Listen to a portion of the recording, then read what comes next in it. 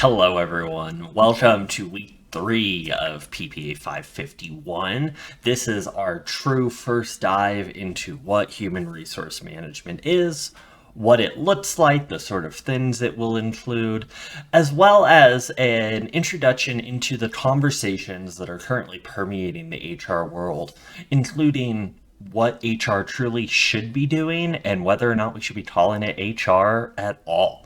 So, this week, I'm going to ask you to reflect on your HR experiences. Most everyone has interacted with HR at some point, so I'd like you to reflect on your experiences, especially using some of the resources that we've talked about today to frame your conversation. In the vein of that, I'll do some good modeling here, and I'll share with you my first HR experience. Truthfully, my first negative HR experience. I When I finished my master's degree, I was gung ho about city management. I was going to totally roll into just that nice career track towards city manager and really just set everything up. And I through a number of things that didn't end up happening. I ended up with a fellowship with the city of Brighton down just north of Denver here, and it was a lot of tumult and turmoil. It was a tough time for the city organization, and so it unfortunately didn't turn into a longer career trajectory with the city there. But I did luckily have the support of my bosses at the time to be able to interview and find what that future career path would look like. And so I am, searching searching the internet, looking at websites, trying to find opportunities, and my friend shares with me an opportunity to be a management analyst with the City of Commerce City. As you may know, that is the city I currently work for. This was a weird situation, though, and I'm going to use it to kind of talk about some of the major themes that I really want to hammer home with this week's lecture. It's that people are dynamic and our systems are not. And so I interview for this position. I feel like it goes fairly well. I immediately hear back from HR saying, great, we're super motivated to fill this position. You can expect something in the next couple of weeks. I was like, okay, great. But I'm fresh out of grad school. I had been working a non-benefited, minimum wage post-grad fellowship, and we needed to be able to make rent. We needed to be able to find those opportunities to get our heads above water. And so I told HR at the time, I said, look, I'm going to need to have some level of certainty about this position before the turn of the year. It was about mid-December at that point. And they're like, we totally understand. We'll be back to you shortly. And so I am listening, and I'm waiting, and I'm waiting, and I'm waiting. I don't hear anything. And so at some point, I contact HR again. I say, hey, is there anything else, any updates? And they're like, unfortunately, no, not at this point, but you're still a candidate. We want to keep interviewing you. I was like, okay. So I don't hear anything back. And end of December rolls around. My job ends at December 31st. I need to be able to make rent. Fortunately, I was able to use some of my connections I made during grad school to take a position down at the state capitol as a legislative aide. And that was a big deal. That's a big deal position. If anyone is interested in working in legislative politics, that is a good first start. It's a hard position to get into, and I was incredibly grateful for the opportunity. I really felt like my career was progressing. And so I take this position. I take it super seriously. I kind of lean all in as I want to do, and I get a call from the City of Commerce City about 3 or 4 weeks into this new position down at the state capitol. And they said, hi, I'm so sorry it's taken so long. We'd like to bring you back in for a final interview. And I said, well, unfortunately, I have accepted another position. And the HR representative I was talking to at the time was very friendly. And she said, well, we are incredibly interested in bringing you in. And I said, look, one of the things that I'm committed to is serving the communities that I have identified that I would serve. So at this point, I was serving the community of my representative's constituents, and I said, I've made a commitment to them, and I cannot come in for another interview. And there was kind of some back and forth about what it would take to bring me in, and I said, look, this is my values. This is the sort of thing that I need, and I need you to understand that. And so I move on. And the plot twist is that I fielded that call about probably early February 2020, right before the coronavirus pandemic hit, and all of the opportunity I thought I would have from the job down at the state capitol kind of went away. Now, the reason why I share this with you is that not only do I want to give you kind of an example of what it looks like, what the post-grad school grind kind of looks like for people, but I also think it's important to understand that when we're looking at candidates, when we're looking at people who are potentially going to come join our organization, I think we have a very limited frame as to what those candidates are. Those candidates are their resumes. They're the application that we see online. They're their set of criteria, their knowledge, skills, and abilities that they would bring to the organization. And that was all well and good, and I obviously was of interest to the city of Commerce City at that point, based off of those things. However, one thing that the system at that point did not account for was the fact that I had human dynamic needs that I needed them to be responsive to, or at least understanding of. One of those needs was the time frame. If I'm truly the best candidate, they should have gone out of their way to work through that time frame, and unfortunately they didn't. And so I had to take another position because of what my personal needs were. But then they call me back and they essentially say, we'd like to continue the process. We understand you've already taken another job, but we're very interested in bringing you in for a final interview.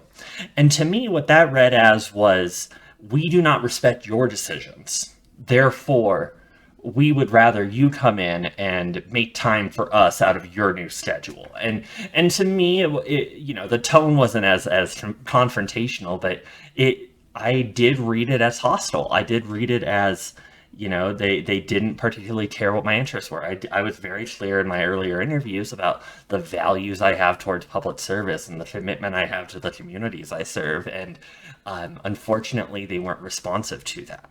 And, the funny thing about that whole situation is that it eventually does come full circle. About a year and a half after that, I do fully make it through the hiring process for the exact same position. So whomever they must have hired when instead of me didn't last, and I ended up getting that position. I'm in, I think, a very comfortable place in my career. But what it really demonstrates was that I, as a candidate, I had needs, and I had certain things that did not fit the rigidity of their HR system at that point. And so these are the sort of things I want you to be reflecting on in this week's discussion. What are those HR experiences? And some of them are going to be heavier than others, whether they're interactions with HR revolving around conflict with a colleague or potentially harassment claims. Whatever you're comfortable with sharing, we would all love to hear and engage with, because all of these experiences reveal that core theme that oftentimes our HR systems are not flexible enough to truly meet the needs of either the candidates or the employees that they're supposed to be serving. And that's what we're going to talk about today. So let's talk a little bit about HRM, or Human Resource Management. This is a formalized system in an organization that ensures that employees' knowledge, skills, and abilities, their KSAs, and also any other characteristics, like I mentioned earlier, that would help accomplish organizational goals. It's about aligning what those KSAOCs are and what the strategic goals are, and how we can they can best work to complement one another. human resource management focuses on the recruitment, selection, training, development, compensation, benefits, retention, evaluation, promotion, and labor management within an organization. Those are those six core fields that that you will have seen in your HR surveys and in some of the other content that we've talked about. But those are the main functions of a public HR system. And those are the sort of things that we're going to evaluate and talk about in this class. Each of those has its own challenges, its own strategic goals that it needs to accomplish. And each of those systems works interrelated with one another to create a culture within your workforce around whatever you want your workforce to feel. It can be a culture of efficiency and hard nose to the grindstone type expectations, or it can be a people first sort of approach to human resource management where you're really focusing on the humanity of your community, of your staff. And so however you set up your human resource management system tells the story of what your organization is going to look like from the inside out, which is why it's really important for leaders, regardless of whether or not you're going to be HR professionals, to understand what those dynamics are and how to align those conversations with other conversations you may have in your career. Now, this isn't just an HR class. You can go get an entire master's degree in HR if you want to. And if you're interested, I strongly recommend it. It's a great field. It definitely has some job security. HR isn't going anywhere, but this HR course is specifically about public human resource management. And when we talk about public, what do we mean? Now, this is obviously going to be a little simplistic, but I think it's important to understand that when we talk about the public sector, we're talking about the government employees, the bureaucrats, that naughty B word that we hate to say, but we're talking about the bureaucrats, the people who work for the government at a federal, state, or local level. And the reason why it's important to distinguish between the public and the nonprofit and private sectors is that in a democratic system like the one we have, government is owned by the people. Ultimately, as a bureaucrat, the boss's boss that I would eventually report to are the residents, are the citizens, are the voters that own and control the system. We are stewards of their resources. And so we want to make sure that the revenues and that the people, managing our governments meet the needs of the community and are responsive to the democratic system.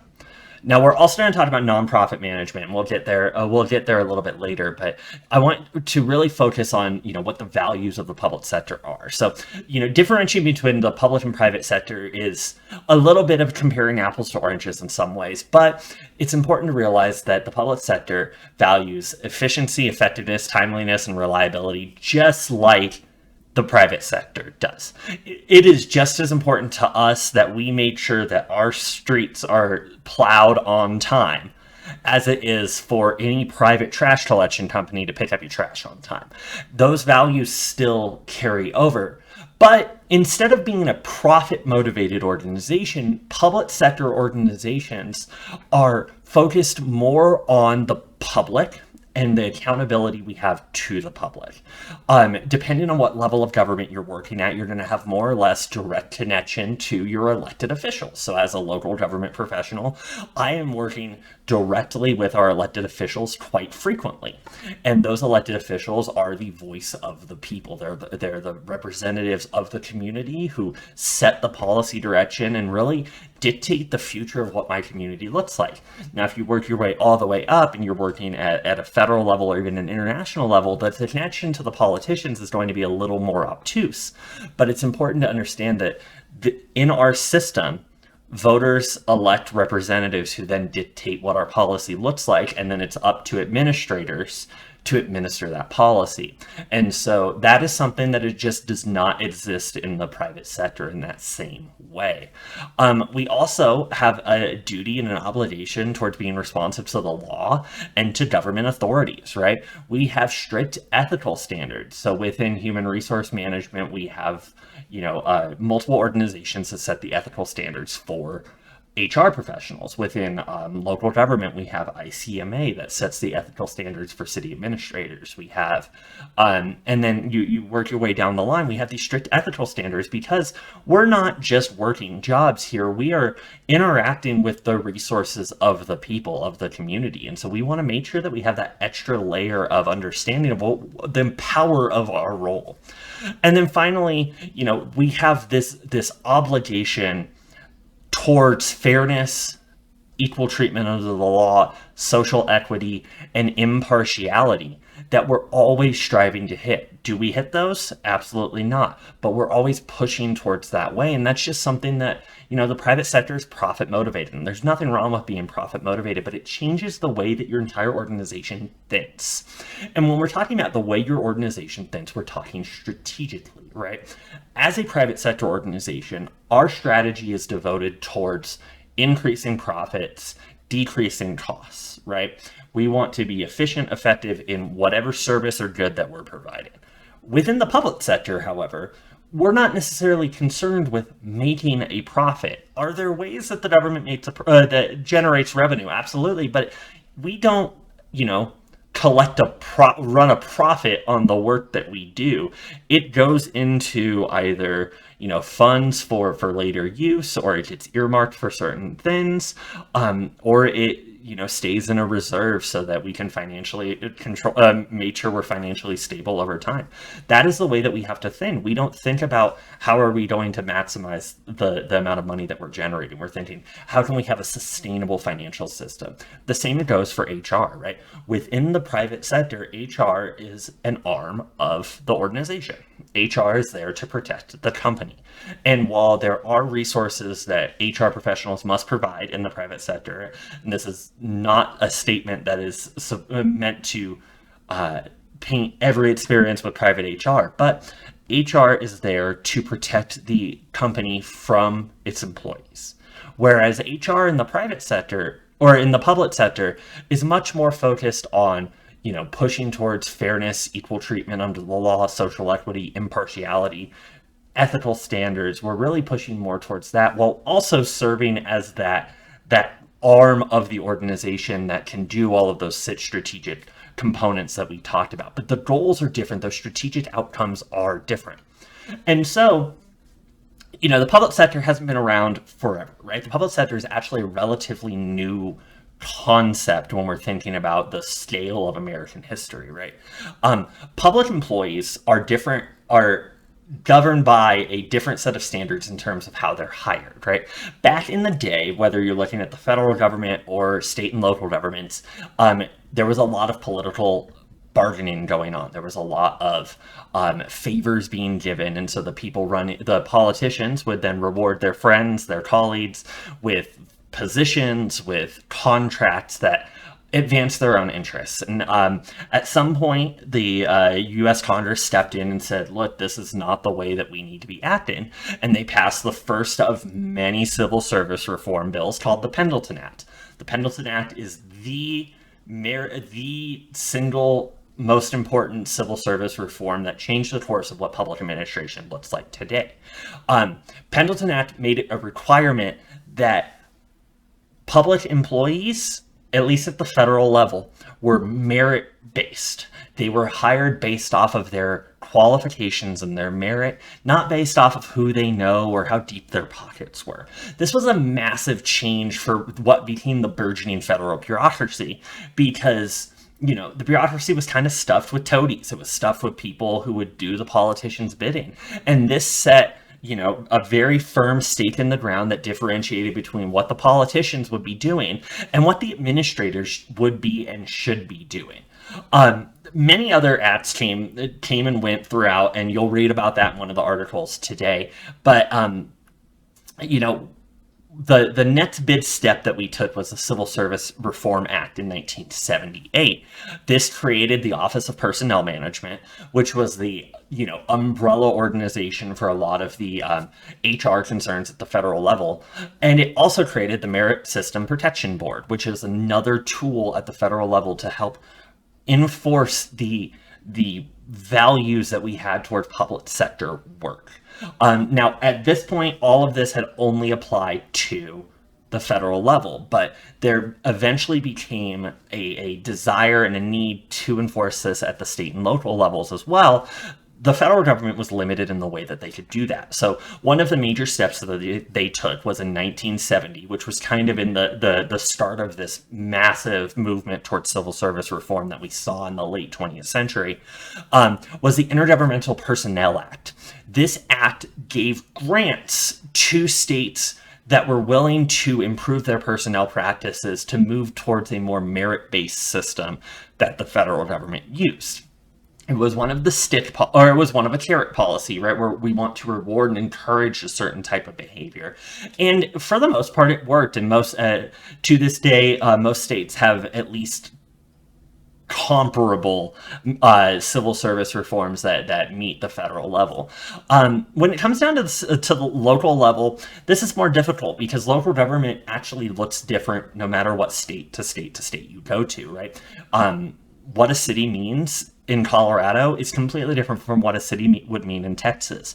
And what a county means in Colorado is completely different from what a parish would mean in Louisiana. And so it was really hard and legally, frankly, impossible for the federal government to step in and state that every single local government, regardless of how you define yourself, should be dictated by this.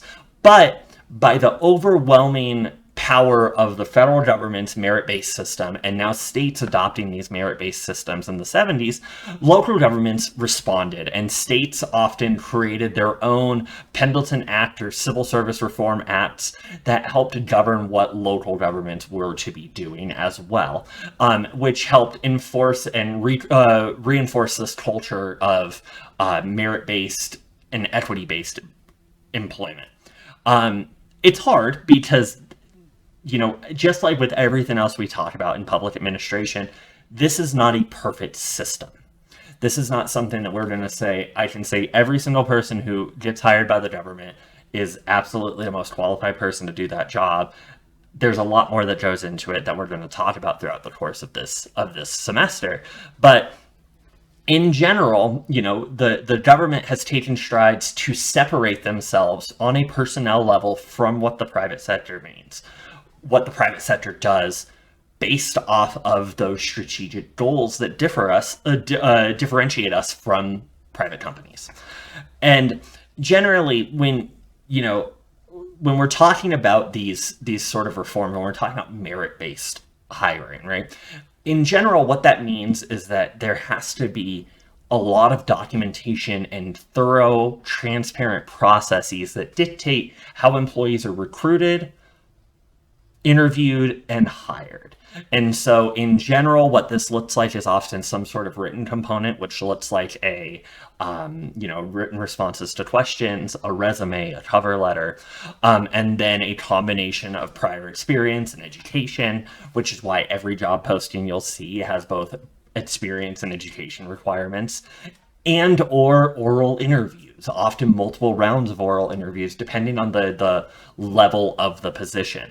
And then candidates are ranked based off of a predetermined set of criteria that should add up to being a merit-based decision.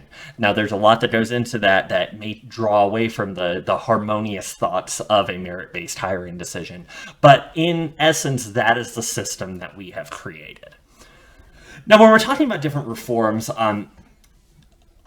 Brewer and Kella's piece here in 2016, I think, really outlines some of the major changes that we've seen over the past couple of decades.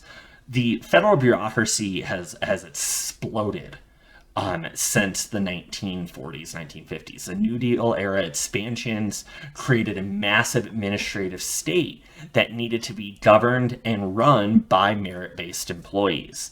However, the systems that we created through the Pendleton Act and through other acts, through other subsequent laws, did not necessarily allow for the flexibility of the flexibility needed to govern this large, expansive bureaucratic state.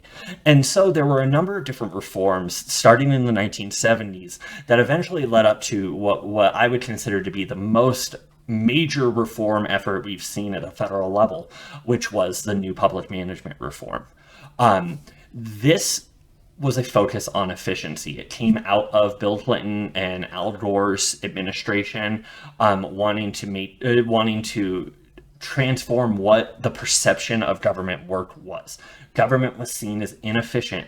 They were seen as apathetic, lazy bureaucrats just stealing taxpayer dollars. There are some people who still think that way. But in general, new public management essentially attempted to rewrite what we thought of the bureaucratic state by focusing on efficiency and customer service. So through these reforms, they relaxed merit system rules and protections to allow for more flexibility in hiring. We decentralized the personnel management operations and gave a lot more power to hiring managers and department directors, division directors within different organizations to be able to respond, make their own personnel decisions. It increased the amount of discretion managers had in terms of hiring, in terms of making it decisions around performance and perhaps job separation or pay increases. And then it also implemented a number of different systems that included performance-based incentives. It really focused on metrics and data to help drive what we wanted from our public sector employees. There was a lot that went into the new public management revolution, and you've no doubtably either touched on it or will touch on it in classes, in other classes within the MPPA program. But what I really want to focus on is like those major themes that we took away from the new public management revolution. Market-based management of our government. Modernizing and making more efficient our government, which often meant shrinking what our government looked like, making sure we're a lean, mean governing machine. It also was a change in values from what we had seen in previous decades, that we wanted our government to be more responsive to its customers, that we were no longer bureaucrats that were sitting in cubicles doing our jobs. We were public servants responding to customers in the community. And finally, there was just a general angst and there's always political benefits in crapping on what would be determined to be red tape, right? The inefficiencies, the things that seem to hamstring government agencies that private sector work does not have. And so moving all of these different things fundamentally changed what our personnel system looks like. Now, I want you to be thinking about these different 4 themes and really take the time to read Brewer and Pella, because it sets the stage for what our modern personnel management system looks like. All of these different reforms never operate in a vacuum, and they're always operating with other trends going on, whether it be in technology or in the workforce, that require us to respond in different ways. It's an incredibly dynamic system. And so really take your time when you're reading this and really focus on what are the dynamics that were driving the different reform efforts. Like I said, other dynamics could include economic challenges. When we hit a time of economic turmoil, such as the early 1970s, when a lot of these reform efforts kicked off, or economic uncertainty with the dot-com boom in the 90s, or the housing crash and Great Recession, or the coronavirus pandemic and subsequent economic impacts, when those things happen, the demand for a public service grows, right? Because private sector organizations and businesses are not incentivized to respond to a shrinking economic market, they often just leave the market. Businesses will just shut down. Unfortunately, the government does not have the same ability to do so. When the economy turns tough, the government often has to increase its operations with less money. We also have a hard time especially when economic challenges surface, we have a hard time keeping up with the public employee benefits that we've promised people because of the financial constraints. For example, local governments don't go bankrupt a lot. But when they go bankrupt, there's almost always one culprit, and it's their pension programs. That's their employee retirement programs. So they pension programs essentially bind a retired employee to that organization for the rest of their life or the rest of their retirement benefits. And so regardless of how long I live, I will be paid by my organization after I retire for a certain amount of time. I'm required to be. That was part of the contract that I signed to work for an organization. And so to meet those increasing needs on our pension systems, it creates an incredible amount of financial strain. When cities go bankrupt, whether it be Detroit or others, it was largely because of the pension programs that drove them bankrupt. The one thing that they really couldn't change, that just continued to increase over time.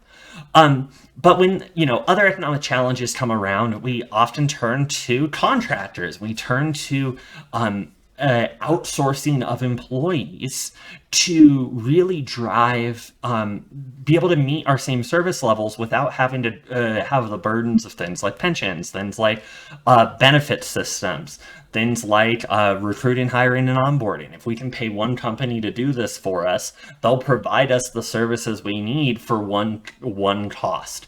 It's an easier way to do it. But if we go all the way back and look at some of the values of our public sector, right? It's accountability to the public. When we offshore, outsource, or contract out our work, is that increasing or decreasing accountability? Responsiveness to the law. Well, when we're working with contractors that may be operating outside of the United States, are we truly responsive to the American system of laws? Ethical standards dip, because we're no longer dictating the behavior of those employees. The private company that we've contracted with is. And so each of these, you can see how the economic challenges really put pressure on those values for our public sector organizations. The other thing that I want to mention here are the technological innovations that have come along, the technological changes that we've seen, especially recently, that are going to continue to drive what our personnel systems look like going forward. One of the big changes that we've seen over the past couple of years is the rise of hybrid or remote work. A lot of organizations were forced to either allow their employees to work remotely or completely shut down. Now, that's obviously not an option, like I said, for government agencies, and so they had to be able to respond. In this flexible hybrid environment, it turns out that that's really desirable. I'm not unfortunately working from the Oval. I'm actually working from my apartment. I know you could never tell. But I right now am working from home. I work from home very frequently, and I quite enjoy it. And I would have a hard time if my organization took away something like that. I would have a hard time taking a job with an organization that didn't have some level of flexibility or hybrid nature in their work.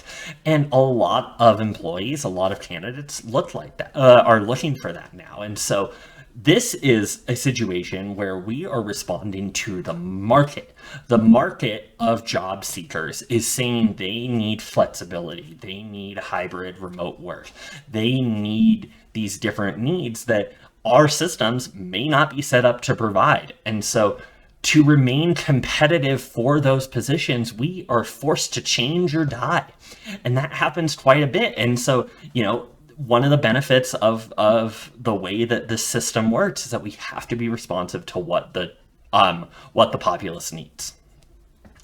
So as you're thinking about these sort of things, I really want to give you some guiding questions and give you some think time. Feel free to pause and really chew on these. But, when we're talking about privatization or contracting out, we're talking about when public sector organizations essentially give either nonprofits, for-profits, or other agencies the ability to provide certain services on behalf of the original organization.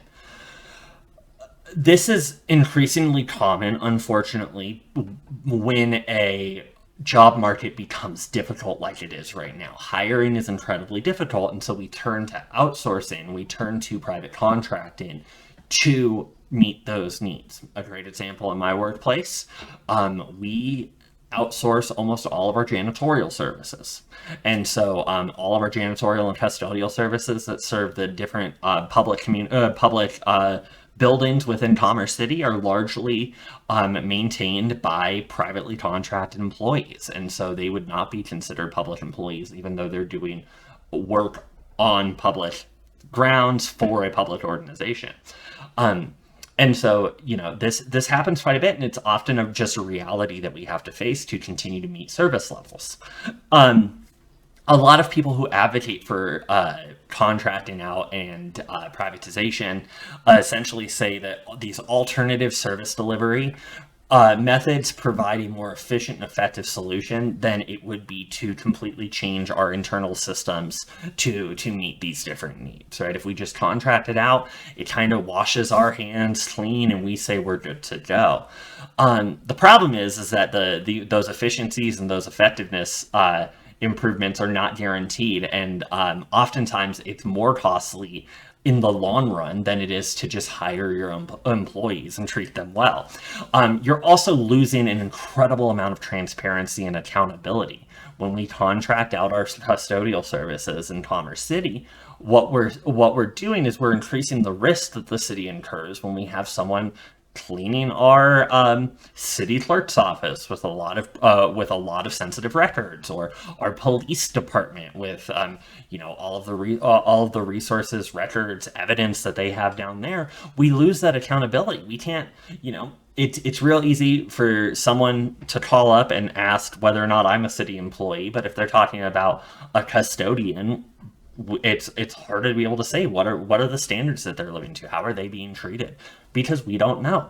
And so that gets lost. And so just like everything else, as we think about HR management systems, it's all about the values of your organization. And sometimes the economic pressures and technological changes will trump the values. Sometimes they'll align. And so it's important to understand the differences therein. So think about how your organizations, either public or nonprofit, your experiences, whether there has been any privatization, contracting out, outsourcing, that leads to the decrease in our merit-based system, and really reflect on and chew on why you think that is. What were the set of conditions that led to that decision being made?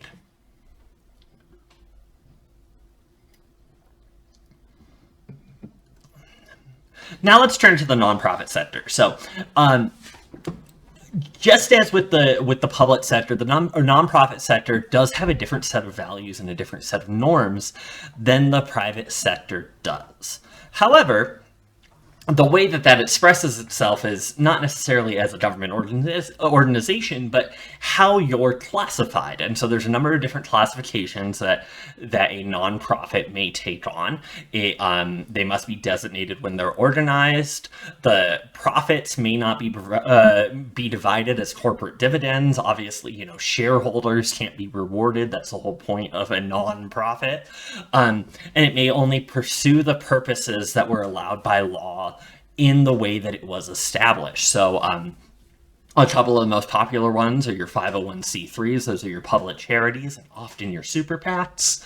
501c4s, which were advocacy organizations. Those are your special interest groups. But, there's a number of different ones. We can talk about religious, educational, charitable, scientific, literary, testing. 501c3s, we can talk about 501c2s, which are title holding for a title holding corporation. There's a number of different systems, a number of different requirements that we have put into place, and each of these differences creates a different set of incentives and behaviors for that organization. Now, we can look at tax-exempt entities and the broad categories that they fit into here. This is another thing to review and just see the amount of different things that these organizations, these nonprofits, are set up to be able to accomplish. Now, it's not always as clear and transparent as we would like it to be, but we're generally putting in systems that bind organizations, nonprofits, to these specific goals and outcomes based off of how they're classified. And so the administrative structures must follow. Oftentimes, this comes in the form of bylaws, which are formally adopted management and operational practices that determine how human resource management is to occur within that organization. Sometimes there's a board of directors, which is authorized to manage and direct the organization. That might be through hiring a CEO or a CAO, or it can be directly as the board. They can be the administrative body themselves. And then sometimes nonprofits will also set up a human resource committee, which helps develop personnel policies that meet the specific interests of these nonprofits. Now, it's important to realize that these administrative structures are going to be largely determined by the size and value of the organization. These larger organizations, larger nonprofits, the Volunteers of America, the Salvation Armies, those are the ones that are going to have these much more elaborate, sophisticated systems in place. But your upstart advocacy organizations, volunteer-driven organizations, are going to have different systems by nature of they just don't have the resources to have the more sophisticated systems. And so when you're thinking about that, what effect would that have on the way that nonprofits administer their human resources? So when we talk about economic challenges, which is going to be a refrain over and over again in this class, nonprofits, just like the public sector, have a higher demand for service with less resources to draw from, just like the public sector. However, the services that they provide are often specialized and really important to specific groups of people, especially on the ground advocacy organizations, right? So if you have worked in a nonprofit, if you have experience working with nonprofits, have you seen how the economy has changed the way that the organization behaves? And if so, how do those economic challenges change, and how does the organization adapt to the new economic environment?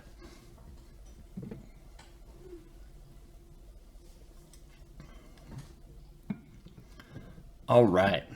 So when we're talking about today's HR environment, we've had these reforms. We kind of understand the different complications that we have when we're talking about civil service, when we're talking about nonprofit management. But today's context is really important for determining what human resources looks like today and what will it look like in the future. The first is that legal context. Are we in compliance with all the applicable federal, state, and local laws and rules and regulations regarding employment? These are often related to equal employment opportunity. They can be related to where you're recruiting for candidates, the type of candidates you're hiring. Are there legal requirements in terms of promoting diversity and inclusion in the hiring practices? Are those and how is your organization responsive to that? Being out of compliance with a lot of these regulations or laws can be a death knell for some organizations, and so it's really important that your HR managers, your HR professionals within an organization understands the legal environment, is able to be responsive towards that. The social and cultural changes that we've seen over the past couple of years will change the way that we manage our human resource system. Social media is a huge one.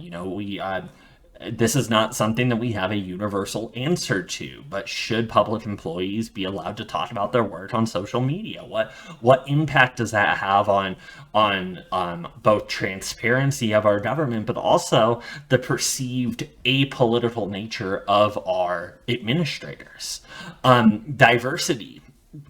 What are your diversity outcomes? Are there standards in place that you must meet? Does your organization have a specific need to meet the needs of perhaps monolingual Spanish speakers, or perhaps you've got a large community of refugees that you've got to be responsive towards? And so how are we making sure that our workforce is representative of our communities? How do we make sure that our administrators are representative of the communities that are essentially paying their salaries and giving them their budgets?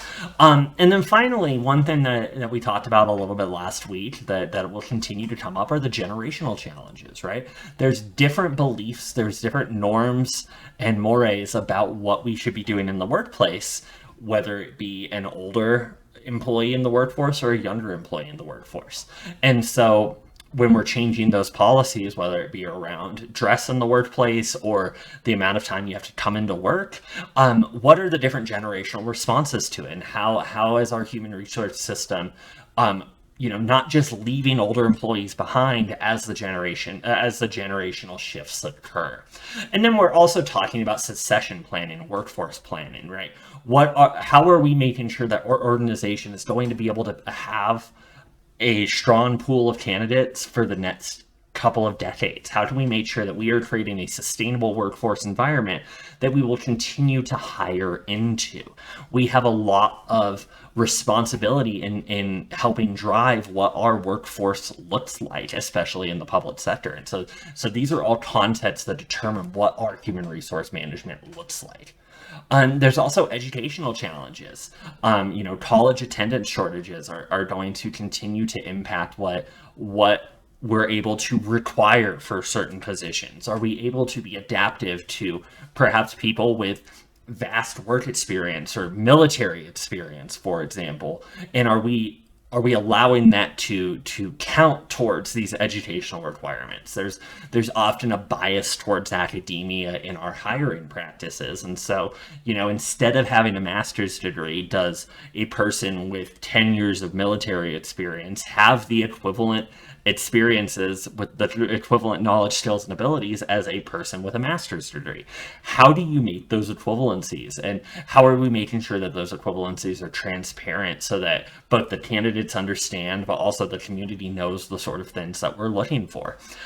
Violence in the workplace harassment, workplace culture. This has all been huge in recent years.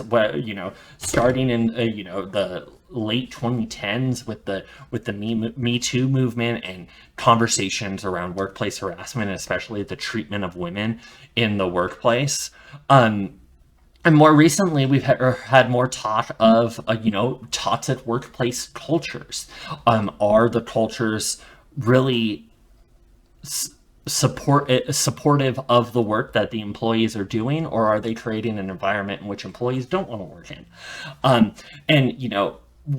There are some laws that will require organizations, especially public organizations, to have plans and protocols to respond to harassment allegations, to toxic culture situations, and how do we respond to that? And that can be the difference for an organization between being sued and not being sued. But for individual employees, it's also the difference between really feeling valued as a person at work and not. And so both of those are tensions that HR managers must deal with.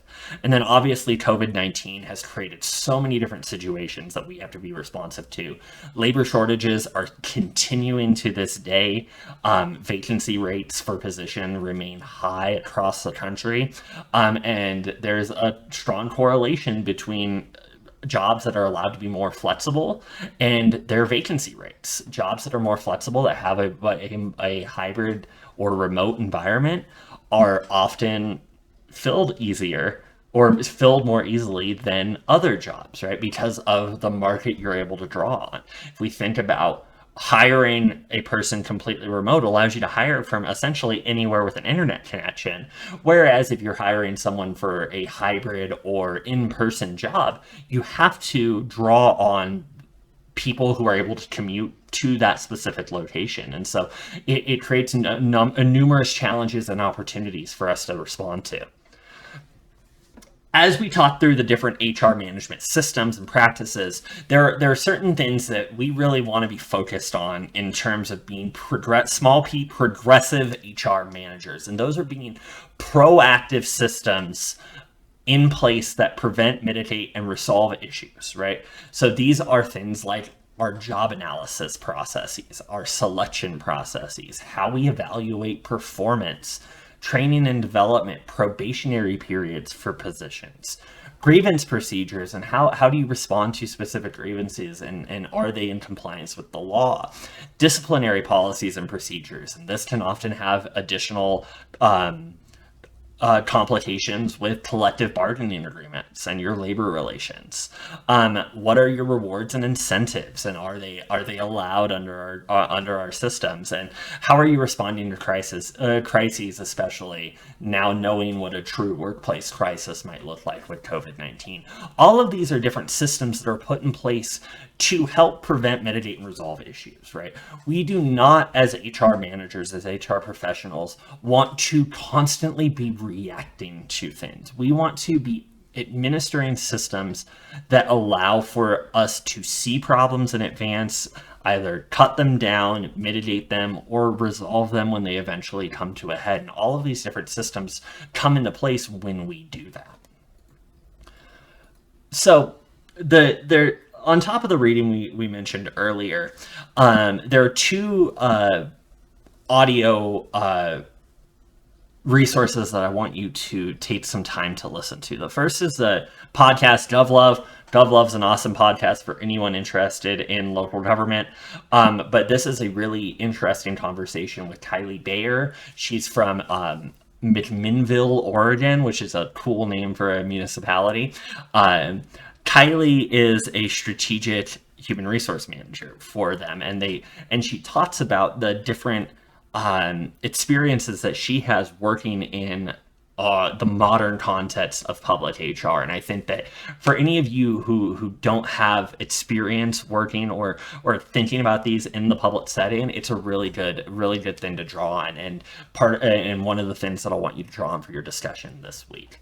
The second is a TED Talk by Mary Schaefer, which is talking about, she talks about this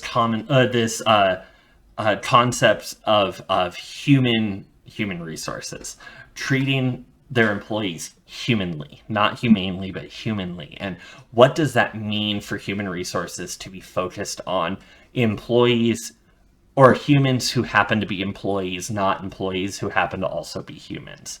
Much to my first story at the beginning of this lecture, the human resources is too rigid. And we are now seeing a change in what human resources needs to be and how it needs to respond to people's needs. So make sure you take a listen to this TED Talk by Mary Schaefer. It's incredibly important and incredibly engaging as well.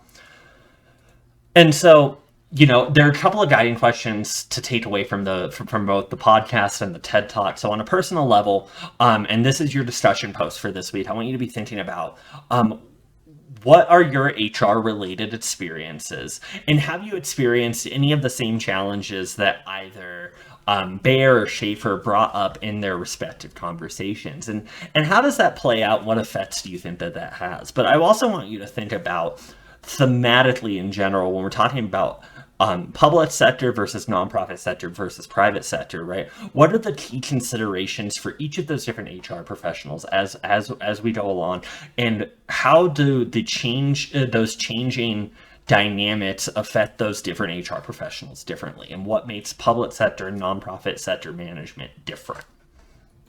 So, in conclusion, when we're talking about our human resource management systems, our HR management systems, it's about being responsive, preventative, and being able to meet the strategic needs of your organization while also meeting the needs that are set up legally or structurally through either laws, regulations, or you're establishing documents as a nonprofit. And we, regardless of what those contexts are, those organizations must be able to provide those services more effectively, often with less money. That's a common thread between the government and nonprofit worlds, right? Employees need more professional and technical skills, and they need more professional and technical flexibility as well. And that is a changing context that we are going to now have to deal with in the coming years. Social media is obviously playing a greater role, and organizations must meet changing social, political, and societal needs and have a more strategic understanding of what our human resources management should look like. If we are not thinking strategically, our human resource management will do nothing but become just another arm of the organization. All right. I want to thank you all for taking some time listening this week. You will be seeing uh, updates on the website. You do have a discussion post due this week on talking about your HR related experience. And then you'll also have your workforce plan outline due this week as well. And so if I haven't had the opportunity to meet with you yet, please make sure that you're coming to speak to me so that we can talk about what organization you'll be doing your workforce plan for and how we can make sure you're set up for success. And so those are things due for this week. Please take the time to do the readings and please reach out if you have any questions. But I appreciate you all for your time and we'll talk next week.